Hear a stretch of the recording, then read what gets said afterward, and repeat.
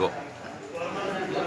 నా పేరు Vairaju, private college and schools staff and workers union general సెక్రటరీని.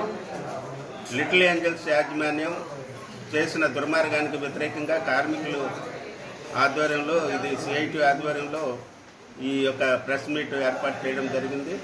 లిటిల్ ఏంజల్స్ స్కూల్ యాజమాన్యం ఏకపక్షంగా చట్ట వ్యతిరేకంగా కార్మికుల్ని విధుల్లో నుంచి తొలగించింది.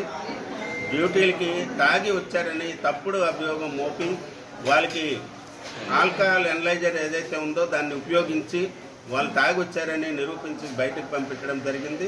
ఇది అన్యాయమని యూనియన్ ఇన్వాల్వ్ అయిన తర్వాత యాజమాన్యం తన ప్లేట్ మార్చింది, తీసేయలేదు, సస్పెండ్ చేసాం, డొమెస్టిక్ ఎంక్వైరీ నిర్వహిస్తాం, ఇవన్నీ చెప్పడం జరిగింది.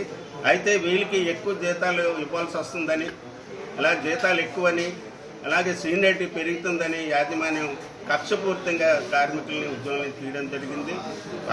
యాజమాన్యం నిర్వహించిన డొమెస్టిక్ ఎంక్వైరీ కూడా బూటకము.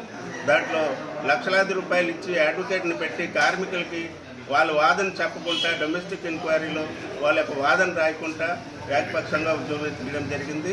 దీన్ని సిఐటి వ్యతిరేకిస్తుంది. అలాగే అనేక మంది కార్మికులు రిటైర్ అయిపోయారు. దాదాపు 5 సంవత్సరాల నుంచి 2 సంవత్సరాలు రిటైర్ అయిపోయినప్పుడు కూడా వాళ్ళకి బెనిఫిట్ ఇవ్వకుండా ఏదో ఎంతో కొంత ఇచ్చేసి చేతి దులిపేసుకుందామని యాజమాన్యం చూస్తుంది. అయితే దాని మీద చట్ట ప్రకారంగా ఏదైతే full and final settlement retirement benefit ఇవ్వాలో దాని గురించి కార్మికులు లేబర్ డిపార్ట్మెంట్ని ఆశ్రయించారు. అది విచారణలో ఉంది. అయితే యాజమాన్యం తన వైఖరి మార్చుకొని కార్మికుల మీద, లోపల ఉన్న కార్మికుల మీద కక్షాది పడినాడి ఎవరినైతే అక్రమంగా తొలగించారో ఉద్యోగాలు ఇవ్వాలని, అలాగే రిటైర్మెంట్ అయిన కార్మికులందరికీ కూడా రిటైర్మెంట్ బెనిఫిట్స్ ఇవ్వాలని సందర్భంగా డిమాండ్ చేస్తున్నాం. లేని పక్షంలో రాబోయే కాలంలో పెద్ద ఎత్తున ఆందోళన చేస్తున్నాం. దానికి యాజమాన్య బాధ్యత వహించవలసి ఉంటుందని లిటిల్ ఏంజల్స్ స్కూల్ యాజమాన్యానికి హెచ్చరిస్తుంది.